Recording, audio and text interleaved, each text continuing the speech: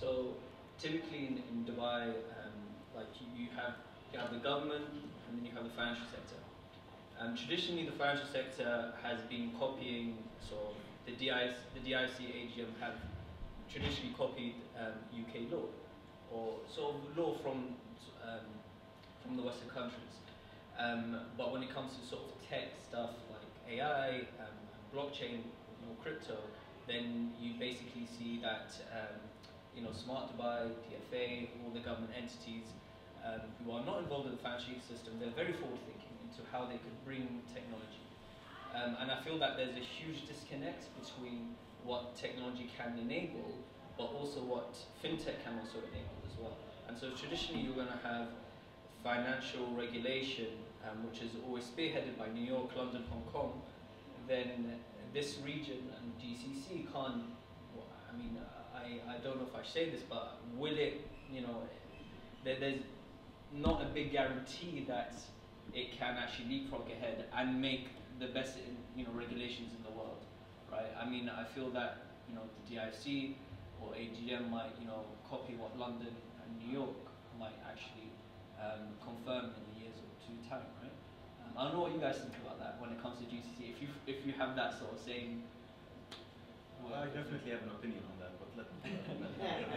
This is the first time you've So I'll tell you from my limited perspective, and this is my personal opinion, it has nothing to do with my position in the government or the blockchain center, is that the banks and the financial institutions will come around. It is only a matter of education and awareness. And like I said, we are not in silo of the global system, and the global system will also come around. We like to show people that we take the first step. We like to show people that we are more adventurous. We like to race before everyone else. But can we do that in the financial realm? Yes, we can. I think ADGM took the first lead, and I think that's a very positive step. I think the IFC also has an appetite for this. Will do it eventually. We don't know how fast, but I have a company now in the IFC, and they were, in the past very, tried to stay away from blockchain-related companies, but now they're incorporating, at least in the fintech hive, blockchain. And this is one of the key areas they're actually incorporating. Talal is moving there. I have 3 or 4 people here. They already opened the fintech hive as well. So everyone is moving there, blockchain companies are getting into there, and we're in the consultancy area, and we're consulting fintech companies as well. Like I said, the first step was to open in mainland Dubai with a blockchain center, but now we're diving into the fintech area as well, which is, I think, is a very good potential for growth in the upcoming period. All right, first of all, the New York example is a very bad example because they messed it up big time with the bit license. If you look at Shapeshift, Kraken, anyone that used to work in New York just bounced because they had the crappiest regulations of all time. The guy that wrote the regulations actually went and opened a consulting company that helps people navigate those regulations. That's about the New York example. And to add to that, I was at the meeting, the conference, when the guy publicly announced what he would not be doing. Yeah. And he did exactly that. Yeah, exactly that. Yeah, so New York is a bad example. UK, Wales is a very good example. But the reality is that the region historically has been followers and not leaders. This is the unfortunate reality. However, over the past decade, I'd say, Dubai and other countries or cities or countries in the GCC, such as Bahrain, have taken a leap forward with rolling out crypto regulations. The Central Bank of Bahrain is one of the first central banks to properly issue clear guidelines. Not only that, I think the advantage in Bahrain, even though we don't operate there, is that all the different government entities are on one page. That might be easier to do in Bahrain because it's smaller scale, but is there a big enough market? Like, no, does it make sense? If you can operate from Bahrain and target a larger target addressable market, then yes. But going back to Dr. Marwan's point, it's possible to be crypto and compliant. I'm the co-founder of a crypto and blockchain company, and we did an ICO out of Switzerland. We registered a DIFC entity under the Innovation Testing License Program, as long as we provided them with sufficient documentation that we have the no objection letter from FINMA, your licensed financial intermediary, your AML AML procedures are in place. And we've done it both with ADGM and with the IFC. That's not something that was possible. Like if you told anyone that you were going to register a crypto company in the UAE 3 years ago, they would have told you, yeah, you'd probably end up with a CID. But now you have several companies coming in, and ADGM are in the process of issuing licenses for some of the world's biggest crypto exchanges. Interesting. Okay, we've talked a lot about the financial domain and so on, and I want to stay there, maybe bring in one of the entities that Talal mentioned, which is a central bank. And in the UAE, we've seen a lot of, I would say, a different hat that the central bank is starting to wear and starting to communicate, especially with the appointment of the new governor. So my question is, what role does a central bank play when it comes to blockchain? Will it just stay in the regulatory aspect, because we're seeing them now moving into cross-border payment processing and trying to cover not only the GCC but even the Arab PAN and so on. So what role does it play, and how important is it to have central bank on board? Because as far as the banks are concerned, that's the first question they will ask. What is central bank saying?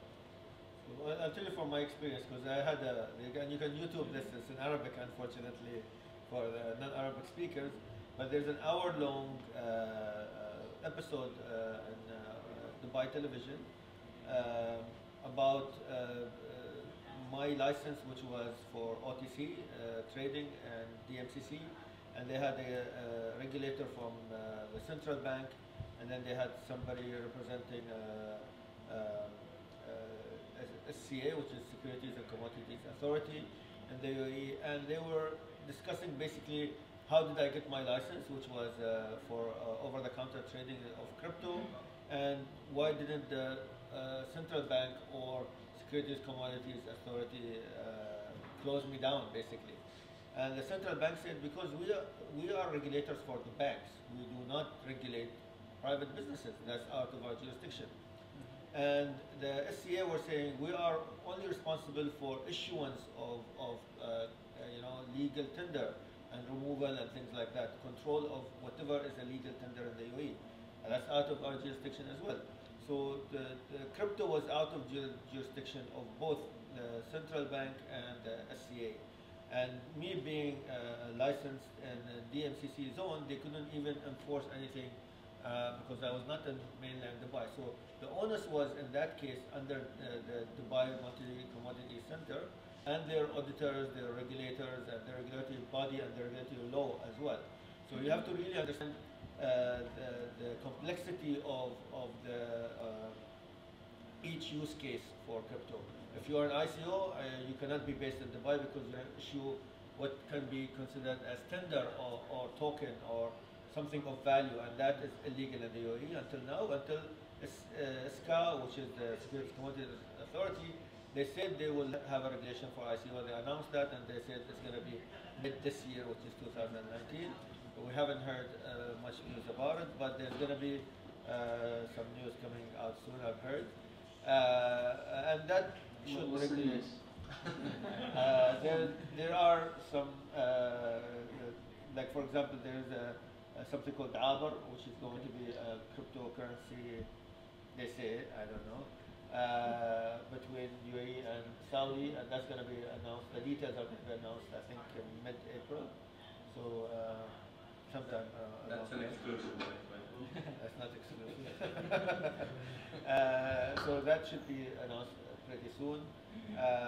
So in a couple of weeks or so, and by June, July, something like this, we should have something a bit clearer on how we stand when it comes to issuance of crypto assets and things like that from here, from the region, and the regulation around it, and what due diligence has to be done for KYC and things like that. But I think that doesn't stop companies like Jibril from operating because they're based in Switzerland, but having an entity here, or technology arm even sometimes here in the UAE and Dubai, based out of either DIC or mainland in Dubai. Sorry, just to introduce the question and John reflect back to the panel. The answer, whether it's the central bank or the regulator or anyone else, ADGM, the IC, balance between what's in it for them to meet their mission and what risk they run by doing it. So there is a competitive position to some extent. You have a choice whether you go to the like CO or ABGM or both, and then ABGM will position with respect to that. But if either jurisdiction gets into trouble for not having proper KYC, that threatens existing business.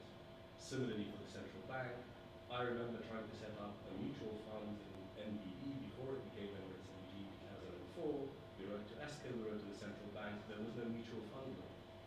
So they both said, well, we kind of are concerned with this, we're not quite sure what to do about it. It wasn't that long ago and we've not done. So the question I want to reflect back is in relation to blockchain, crypto and everything else. What's the case that the companies, the advocates can make to any of these organizations for them to see the benefit in furthering their mission? And that's always an important question. Yeah, we've done a lot of those. So as Blockchain Center, I've done, before Blockchain Center, by the way, I've done a day-long awareness session for all the regulatory bodies in the UAE, including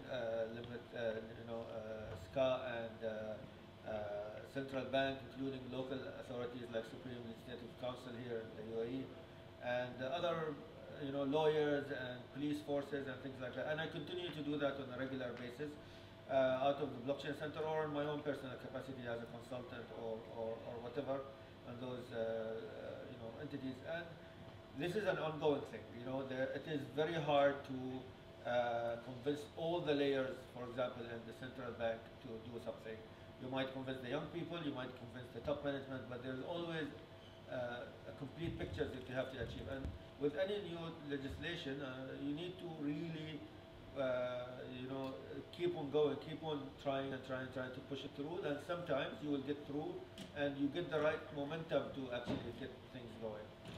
And even the podcast, the session we're having, it's critical what's being done. And even going with a security or a bond on the blockchain helps make the case. The question perhaps goes wider than just here.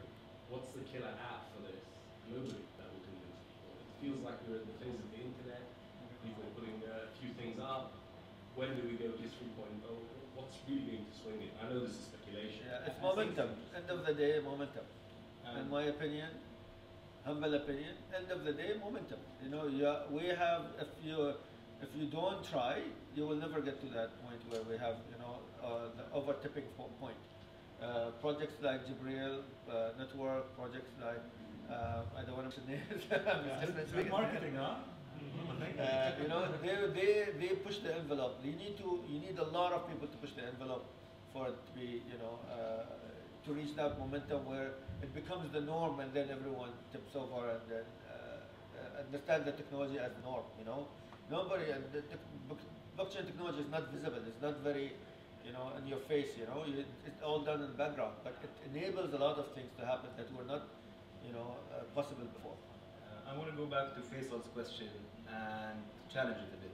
You're saying, should central banks regulate crypto? And that is a very open-ended question that can't be answered directly because number one, crypto or digital assets is just a new way of representing assets.